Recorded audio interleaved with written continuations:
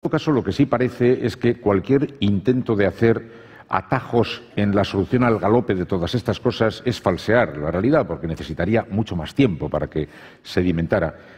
¿A usted le parece, y pregunta al historiador, que esto que ahora está en carne viva y que nos interesa de una manera enorme y que seguimos con enorme silencio y con expectación, dada la velocidad a la que vivimos, dentro de muy poco tiempo entrará en otro circuito en el cual la sociedad irá viviendo como al margen de la aventura que vaya siguiendo este proceso que estamos contando aquí?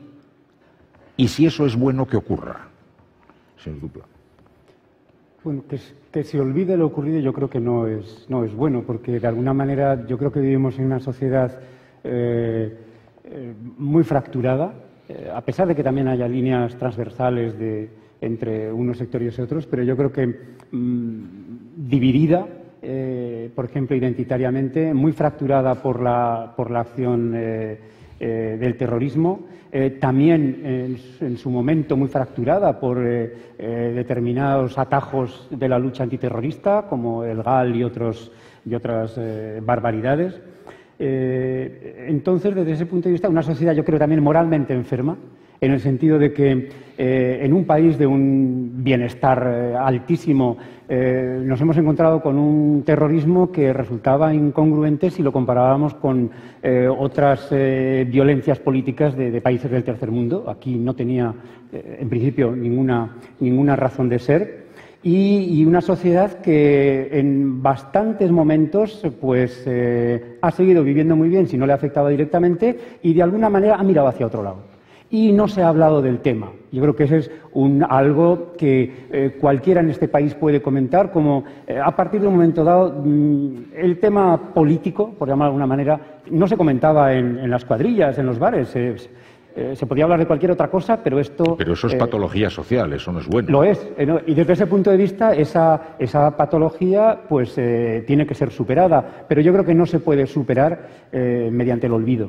Yo creo que se ha de superar, en todo caso, mediante esa reflexión social que tiene ritmo distinto que la reflexión política y que los posibles acuerdos políticos, y que, de alguna manera, tiene que preguntarse, la sociedad tiene que preguntarse qué ha hecho durante todo este tiempo, y, desde luego, la sociedad tiene que preguntar a quienes han sido los responsables de estos asesinatos si hacía falta todo eso, por qué no cabían todas esas personas en la Euskal Herria que pretendían construir. Eso hay que preguntarlo, hay que plantearlo y hay que responderlo. Vamos a acercarnos ahora al central en la que nuestros compañeros están recibiendo las opiniones, mensajes, señales o preguntas que lleguen de Internet, pero antes quería hacerles una pregunta, la formulo en los siguientes términos. Este tipo de cosas, ¿hasta qué punto lo relacionan con el proceso político y su vicisitud? En este momento en Euskadi hay dos líneas de pensamiento claramente divergentes que están en la política planteando alternativas, por el momento, irreconciliables. Si esas posiciones irreconciliables avanzan en una línea de endurecimiento de su irreconciliabilidad, todos estos asuntos que estamos comentando no reaparecerán convertidos en mercancía de agresión. ¿No depende mucho de cómo se viva la vicisitud política? Es decir, si la política, ahora que todas las fuerzas políticas y todos los pensamientos políticos están recogidos en el Parlamento, es capaz de vivir esa tensión con la tensión natural de la democracia y no con otra, y son capaces de encontrar puntos de alguna convergencia, todo esto posiblemente tendrá una determinada gestión. Si se vive en línea de colisión, todo esto que estamos contando estará vivo como argumento para el combate, me temo, ¿o no? Estás refiriéndote a las dos líneas en el País Vasco, o sea, al mundo de los que están defendiendo, digamos, la izquierda abertzale y los demás, o se está refiriendo al Partido Popular y al Partido Socialista. Los vascos que quieren ser vascos en España y los vascos que quieren ser vascos no en España, o encuentran una posición convergente para avanzar todos vascos en un determinado objetivo, o avanzan hacia la confrontación, como en ocasiones se ha solido temer. Mi pregunta es, Si se avanzara hacia la confrontación, todos estos elementos referidos a los 50 años pasados puede que reaparezcan convertidos en munición para ese combate. Si la acción política se desarrolla con categoría, con modelos que se defiendan democráticamente y en serio, es mucho más probable que todo esto que estamos contando se vaya a diluir.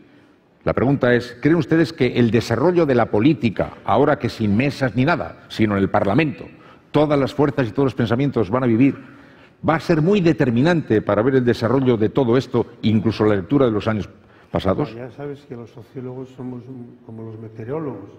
A lo mejor acertamos a la hora de explicar por qué llovió ayer, sí, claro. Pero nos equivocamos muchas veces a la hora de saber si va a llover mañana, ¿no? Yo te respondería, es una opinión, sabiendo que opinar es sabiendo que lo contrario puede ser cierto. Yo creo que vamos a llegar a una normalización política, entre comillas, relativamente rápida. Sí. Relativamente rápida. E incluso en algún medio de comunicación, creo que en Cataluña, dije que a mí no me extrañaría que dentro de un par de legislaturas Otegi pudiera ser lehendakari con el apoyo del PSOE. Bueno, o sea, es una opinión. Bueno, yo la expresé hace no mucho en respuesta a una pregunta. Bueno, ¿por qué no? Sí. Con el apoyo de la izquierda. No, puede ser lehendakari el que tenga votos para serlo. Este es otro asunto. De acuerdo, pero es un poco lo que quiero decir. Sé que provoco un poco con esta frase, ¿no? ¿Quiere decir que entonces va a desaparecer todo? Yo creo que no. Yo no creo que va a desaparecer todo el tema de las víctimas. Esto va a estar ahí. Se va a ir resituando de alguna manera. Hará falta que se haga la pequeña historia y la gran historia. Y yo sí creo firmemente que tenemos que buscar la verdad. Ahora el camino fundamental es buscar la verdad. Y necesitamos, no sé si el modelo sudafricano, pero sí tenemos que hacer un gigantesco esfuerzo de buscar la verdad y toda la verdad de todo lo que ha pasado, de tanto dolor, tanto sufrimiento. Y en la verdad está también responder con verdad si queremos vivir juntos. Yo creo que porque yo conozco a muchos vascos que yo no estoy seguro de que tengan... Sí. La mayoría sí. Sí, queremos vivir. Evidentemente, ¿yo cómo no voy a entender, por Dios, el dolor de una persona a quien le han matado a su padre, a su madre, al otro? ¿Cómo no voy a entender eso? Eso es muy difícil. Créeme que entiendo hasta lo más profundo de mí mismo eso. Hasta lo más profundo. Vaya que sí lo entiendo. Pero afortunadamente el cáncer de ETA no ha sido una metástasis en toda la sociedad vasca. Ha sido un cáncer que sí ha afectado a gran parte de la sociedad. Yo también creo que ha habido una enfermedad y he dicho que ha habido una autoamnesia colectiva. Se sabía que queríamos olvidar. Sabíamos. Ahora, la sociedad también ha reaccionado. No nos olvidemos que la sociedad también ha reaccionado. Y cuando se le ha pedido que reaccione, también ha reaccionado. A ver, Marina, algunas opiniones, por lo menos unas cuantas, o puntos de vista o preguntas. Marina. Sí, por ejemplo, leemos a Diansita que dice: merecemos recordar lo que pasó como pasó, es justicia para las víctimas. O Aikeriza, que dice que la memoria colectiva es importante crearla, sobre todo para exponerla en los centros educativos, educación en paz, reconciliación, viene a decir. También algunas preguntas, todas en un mismo sentido. La convivencia es el reto, es un deseo común, pero se preguntan cómo se puede llegar hasta allí. Algunos tienen dudas. Por ejemplo, este mensaje de Miguel Carrera en Twitter dice: sé qué historia contaré a mis hijos, pero no será la misma que mis vecinos contarán a los suyos. ¿Tendrán alguna vez un pasado común? Y nos encontramos también con mensajes en euskera que nos lee Aloña. Dice: gurutze goiko senarra guardia zibila da, kuartel batean bizi gara eta beldurra sentitu dut. Ez dut uste hauen lana inoiz antzemango denik. Dice: mi marido es guardia civil, vivimos en un cuartel y he sentido miedo. No creo que su labor se llegue a reconocer nunca. No sé, perdón, me parece que llevado Maika hasta por ahí. Hace un momento me ha dicho que había localizado entre los espectadores a una persona que ahora he recordado con esta pregunta. Hola, Eva. ¿Sí? No sé si me puedes escuchar. Ahora sí. Sí, pues hola. Efectivamente estoy aquí. A mi derecha tengo a Juan Carlos Gabriel, Juan Carlos lleva la friolera de, bueno, ya no sé hacer ni cálculos, soy de letras puras. Desde 1975 lleva como guardia civil en Euskadi. Está viviendo en Vitoria. Él es el presidente de la Asociación de la Guardia Civil Marqués de las Amarillas. Le ha tocado vivir los años de plomo aquí en Euskadi. Le ha tocado ver cómo muchos compañeros quedaban en el camino. Juan Carlos, ¿qué tal? Buenas tardes. Hola, muy buenas tardes. Buenas tardes. No sé, ¿ha escuchado usted este comentario que hace un segundo nos ha leído nuestra compañera? No sé si quería usted hacer alguna observación a partir de su experiencia en torno a lo que estamos comentando aquí esta tarde. Pues que tiene toda la razón del mundo. La convivencia en el País Vasco ha sido muy difícil, totalmente difícil. Lógicamente nos asesinaban a muchos compañeros nuestros, pero estábamos cumpliendo con nuestro deber. Y, lógicamente, eso tiene arreglo. También es verdad de que muchas veces las propias instituciones nos lo han puesto muy difícil, pero yo aquí quiero romper una lanza, no por los que están, sino por los que han estado en los momentos muy duros y que se ha pasado realmente mal. También es verdad de que se ha dicho de que la gente en el País Vasco no nos quería, y yo, sinceramente, tengo que decir de que la gente en el País Vasco tenía miedo, porque nosotros, teniendo miedo, siendo militares y teniendo armas, teníamos miedo y nos mataban, cuanto más a un civil. Pero que interiormente, muchas veces, de una manera solapada y escondida, nos demostraban tremendamente su gran cariño. Podemos contar 100.000 anécdotas de gente, por ejemplo, que en Villafranca de Ordizia decía que iba a pasar a la revista de armas porque tenía un sobrino guardia civil allí y no querían que supiese que tenía allí el sobrino guardia civil. Yo puedo contar, como presidente de la asociación, la gran sorpresa que llevé en Agurain en el año 2004, primer homenaje que hacemos a la víctima del terrorismo y la gran colaboración que tuvimos con el Ayuntamiento de Berchale de Agurain. O sea, muchas cosas han cambiado en el País Vasco, esperemos que cambien más y nosotros tenemos nuestra gran esperanza de que eso sea. Esperanza no quiere decir que nosotros vayamos a bajar la guardia en ningún momento. Para nosotros es una prioridad la dignidad de nuestras víctimas, darle nuestro cariño, que no quede en el olvido y cumplir como llevamos cumpliendo 167 años, cumpliendo con la ley. Muchas gracias. Bueno, no, sí, dificultades va a haber de muchos tipos.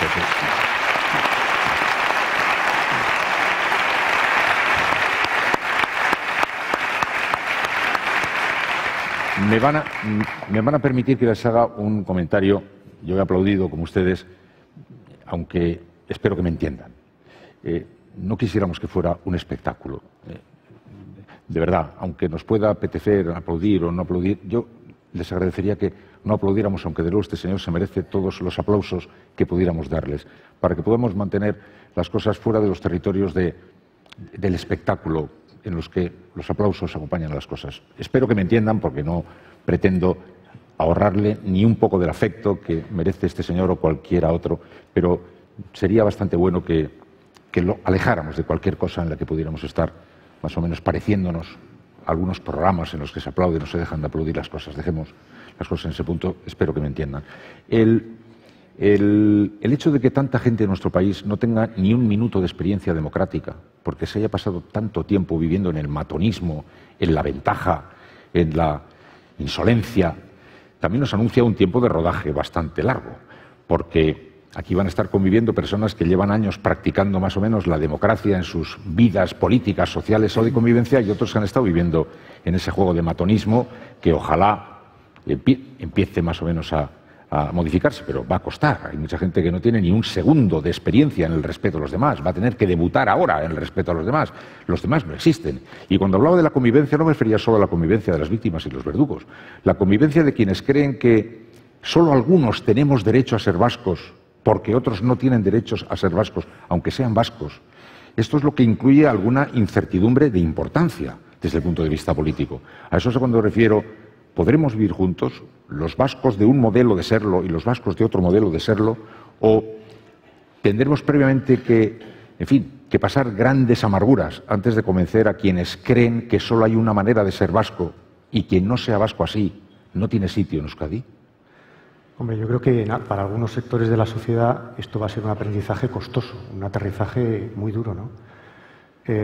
Recuerdo hace años, en alguno de los procesos de paz anteriores, algún líder político decía a la gente de Batasuna o de ETA, en aquel momento decía, venida a la política porque en la política se puede conseguir lo que con las armas no se consigue. Yo siempre he estado en contra de esa afirmación, porque en la política no se consigue lo que uno quiere. Es decir, la política es un juego compartido donde uno tiene interlocutores, adversarios, socios, amigos, incluso enemigos, y donde realmente no se consigue al 100% las cosas que uno pretende, ¿no?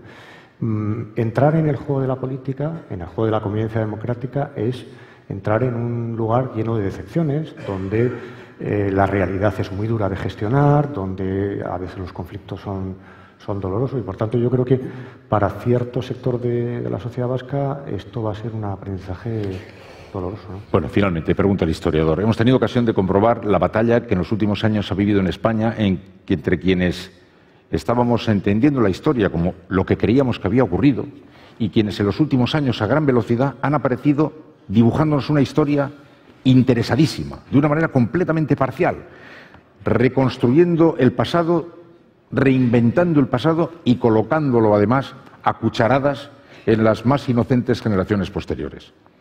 ¿Es peligrosa la gestión de esta historia, historiador? Digo, hay que andarse con cuidado antes de que nos metan de contrabando versiones de la historia que pueden ser peligrosas.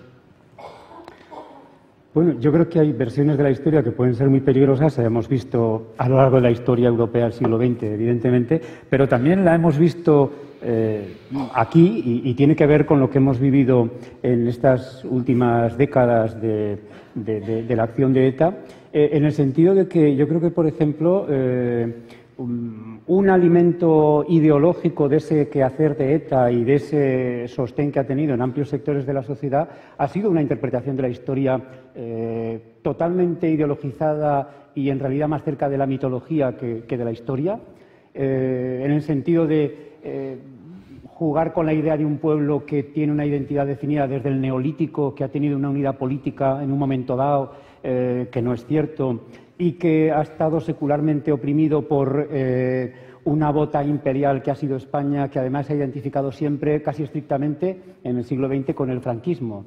Yo he visto en Suberoa este verano una pastoral sobre la vida de Telesforo Monzón, y realmente allí es que parecía que la guerra civil española fue una guerra entre vascos y españoles. Es decir, una interpretación de la historia absolutamente falsa. En ese sentido, yo creo que la historia puede ser muy peligrosa porque puede ser legitimadora. A través de la historia también puede ser un instrumento de libertad, de reflexión crítica. Y en ese sentido, yo creo que precisamente la trascendencia que pueda tener en la elaboración crítica de un relato sobre estas últimas décadas, en la que precisamente el testimonio de las víctimas tiene que ser parte fundamental de ese relato, y deslegitimar el relato justificador de los victimarios, pues puede ser un instrumento en un momento dado, yo creo que puede ser un instrumento de cohesión. Señor Dupla, señor Innerarity, señor Lezo, muchísimas gracias. Continuamos con ustedes.